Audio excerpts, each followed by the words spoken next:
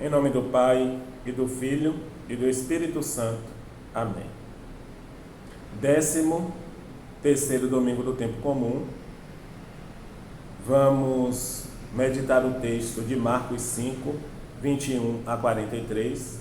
Marcos 5, 21 a 43. Naquele tempo, Jesus atravessou de novo numa barca para outra margem.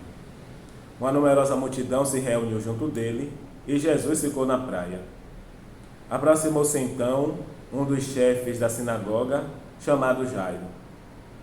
Quando viu Jesus, caiu a seus pés e pediu com insistência: "Minha filhinha está nas últimas.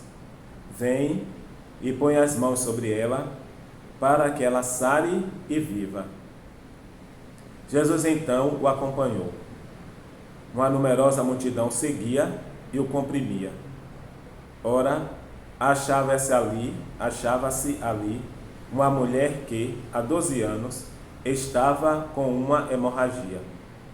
Tinha sofrido nas mãos de muitos médicos, gastou tudo o que possuía e, em vez de melhorar, piorava cada vez mais. Tendo ouvido falar de Jesus, aproximou-se dele por trás, no meio da multidão, e tocou na sua roupa. Ela pensava: "Se eu ao menos tocar na roupa dele, ficarei curada." A hemorragia parou imediatamente e a mulher sentiu dentro de si que estava curada da doença. Jesus logo percebeu que uma força tinha saído dele e, voltando-se no meio da multidão, perguntou: "Quem tocou na minha roupa?" Os discípulos disseram: "Estás vendo a multidão que te comprime e ainda perguntas quem me tocou?" Ele, porém, olhava ao redor para ver quem havia feito aquilo. A mulher, cheia de medo e tremendo, percebendo o que lhe havia acontecido, veio e caiu aos pés de Jesus e contou-lhe toda a verdade. Ele lhe disse: "Filha, a tua fé te curou. Vai em paz e fica curada dessa doença." Ele estava ainda falando quando chegaram alguns da casa do chefe da sinagoga e disseram a Jairo: "Tua filha morreu." Por que ainda incomodar o mestre? Jesus ouviu a notícia e disse ao chefe da sinagoga: "Não tenhas medo, basta ter fé." E não deixou que ninguém o acompanhasse, a não ser Pedro, Tiago e João, seu irmão. Quando chegaram à casa do chefe da sinagoga, Jesus viu a confusão e como estavam chorando e gritando. Então ele entrou e disse: "Por que essa confusão e esse choro? A criança não morreu, mas está dormindo."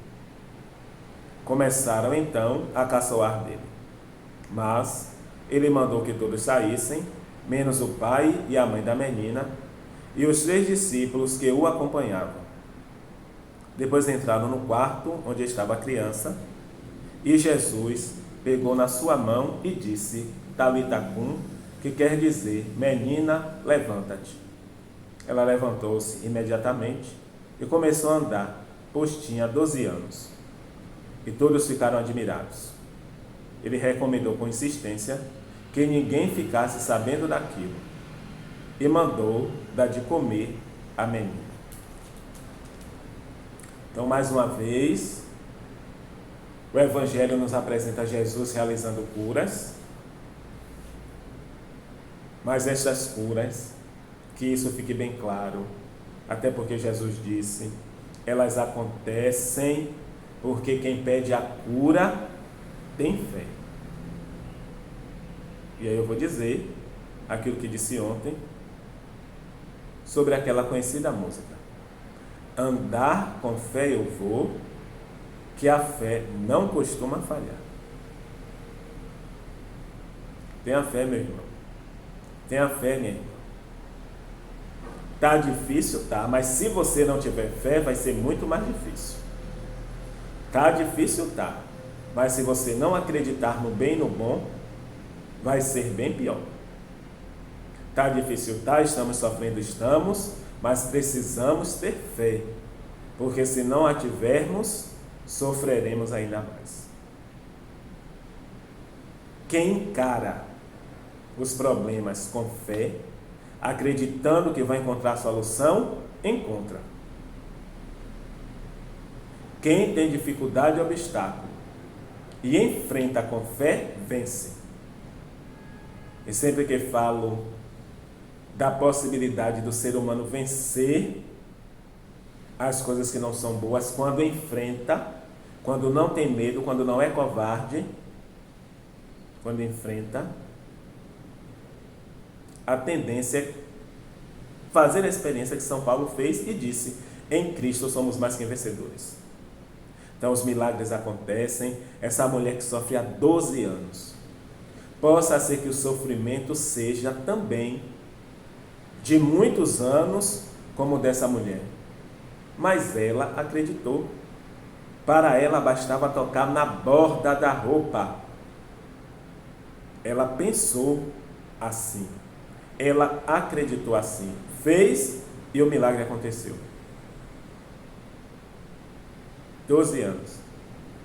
Talvez você sofra muito mais. Tenha começado a sofrer ontem. E isso não importa. O que importa é a fé. É a fé que nos mantém de pé.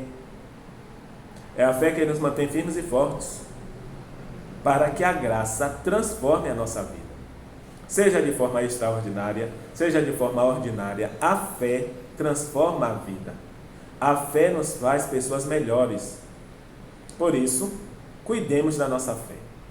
Primeiro, alicercemos a fé sobre a rocha que é Jesus e utilizemos os meios que Ele nos concede para que a nossa fé cresça cada vez mais e não diminua nem esmoreça. Então, ter vida de oração, participar dos sacramentos, né? A leitura diária da palavra, buscar conhecer a fé,